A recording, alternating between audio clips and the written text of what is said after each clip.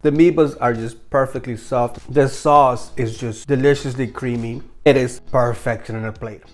Hi everybody, welcome to my kitchen. It's me, Manny from Manny's Made at Home, and in my channel I to share with you simple or sometimes over the top but totally delicious recipes to share with your friends and family. If that sounds like your thing, make sure that you subscribe. I just found out that on the 6th of June it is Sweden Day, and so I wanted to make a dish to help celebrate. So we're going to be making some delicious Swedish meatballs. Ikea will be proud. Let's look at our assembly instructions.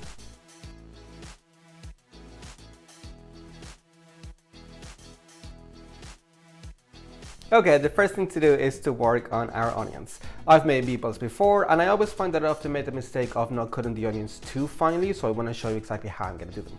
Just take off the ends and cut them in half, and we're just going to dice them. So first go vertically, and you're not cutting all the way to the back so that the onion kind of stays together. And then I'm going to go horizontally and slice, and again not cutting all the way through. Then go and start making cuts perpendicularly, and you get some beautiful little squares of onion. I'm just going to put these into my bowl. They're going to form part of our meatball mixture, and they're going to bring some delicious sweetness and depth of flavor. It was a very juicy onion. I'm crying. Okay, let's continue with the rest of our ingredients. I've made meatballs before. If you want to check out my Spanish meatball recipe, click the card up here. But for today's Swedish meatballs, I reached out to one of my neighbors who happens to be from Sweden, so I know that my recipe is going to be very traditional. And a big shout out to Amy and Matthias. They're one of our biggest supporters, so I hope you enjoyed the recipe. Right, next to our bowl, we're going to add our cream. This is double cream. And our milk. Then we're going to go in with our breadcrumbs. For Swedish meatballs, I wouldn't go and use panko breadcrumbs. I'll use the kind of finer and smaller ones because they have a much better texture and they're going to give you a more delicious meatball. Okay, and we're going to let this soak for 10 to 15 minutes. Okay, now we can see how well soaked our breadcrumbs are. There's like no liquid left. So we're going to go in with the rest of our ingredients. First, the eggs. I've got some sugar, some allspice for that distinct flavor, and our mince. I've got minced pork and minced beef here. The pork is going to bring some delicious juiciness and flavor to it. It's going to be great. And finally, we want some salt and pepper. And now, you could go in with a wooden spoon and try to mix this together, but there's no good substitute for just using your clean hands, so that's what I'm going to do. In I go. Okay, I finished mixing. It looks like a very homogeneous mixture that is exactly what you want. So let me just tidy up a little bit and we'll get to shaping our meatballs. Okay, let's get to it. I want to make meatballs that are about just bigger than a golf ball size. But before I do that, I'm just going to dip my hands in some water because having your hands wet will make it so that the beef mixture or the mince mixture doesn't stick to your hands too much, and it'll make it easy for you to shape your meatballs. So I'm just going to grab a little bit and just roll it. You will get something that's kind of this size. So you want to make your meatballs a little bit bigger than golf ball size, and when I say bigger, I mean smaller. I'm just going to redo a couple of these. Okay, so altogether we got 49 meatballs. It took a while to get them all rolled up, but now we're ready to start cooking them. I'm gonna put my pan in medium to low heat, and I'm gonna go in with some butter to fry my meatballs. You know, and I think Swedish meatballs are one of the best things to come out of Sweden, other than, of course, ABBA, or Ikea, or Absolute Vodka. One of my favorites. Stay tuned because we've got a nice recipe coming up that's gonna use Absolute, and it's not pasta. Okay, my butter's almost melted, so I'm gonna start going in with my meatballs. I have, what, close to 50, so I'm probably gonna have to do it in at least 2 batches. And I'm gonna let these cook for about 8 to 10 minutes, turning to get all sides brown. And we are also trying to cook them through as much as possible at this stage. That's why the meatballs are so small. And that's what we want. We're getting this beautiful brown color on our meatballs. Okay, it's been about 8 to 10 minutes now, so I'm gonna start taking out the ones that look like they're done, like this one. Look at the beautiful color we got on it. And then just keep rotating them around as well. Obviously, I'm using an induction hob, and my pan is quite big, so I'm trying to keep everything towards the center because that's where most of the heat is going to be, and just rotate them around so they all get the same exposure to that heat.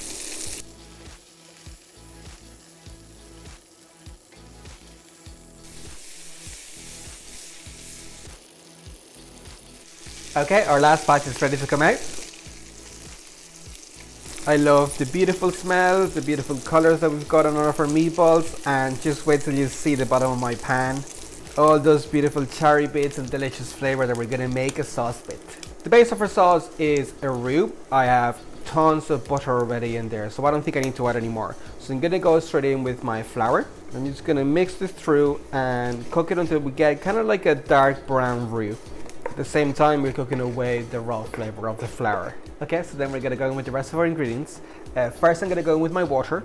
I'm just gonna very quickly use this to deglaze my pan. I wanna make sure that I'm getting all those flavors at the bottom of the pan incorporated into my sauce. And even though we only have the water in there, it's already becoming nice and saucy because of the roux. Okay, next I'm gonna go in with my cream. I have some soy sauce. I've got a little bit of Worcestershire sauce. I've got some Dijon Mustard and a stock cube. Just gonna mix that through and just let this simmer on a low heat until the stock cube dissolves.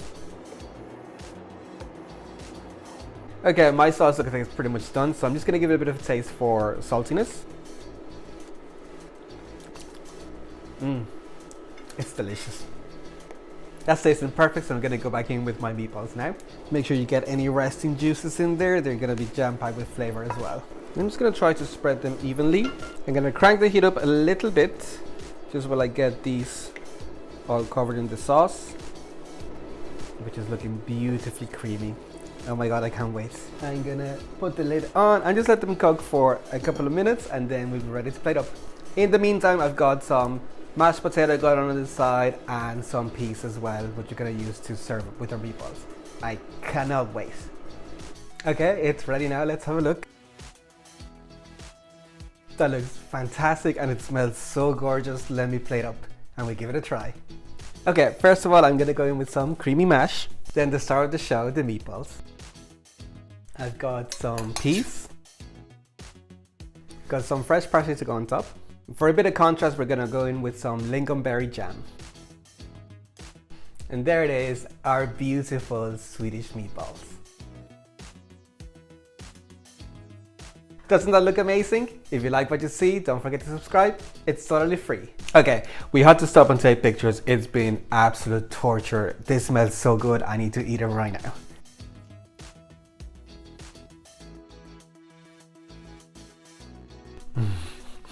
I can't cope, this is so good. The meatballs are just perfectly soft and delicious. The sauce is just so flavorful, deliciously creamy. And I love the contrast of the lingonberry jam. It is so good. The mash soaks up the cream so deliciously. Maybe it's very bold to say, but I feel like this is the perfect dish. Meatballs are amazing and all the compliments with it are just divine. Make sure you give them a try, and if you enjoyed the video, give me a big like and let me comment below what you thought of the recipe. Don't forget to subscribe and share the recipe with all of your friends. Let's help everybody celebrate Sweden Day. If you try it and you want to post it on Instagram, please tag me. I want to see how you get on. With that, I'll leave you for this video and enjoy.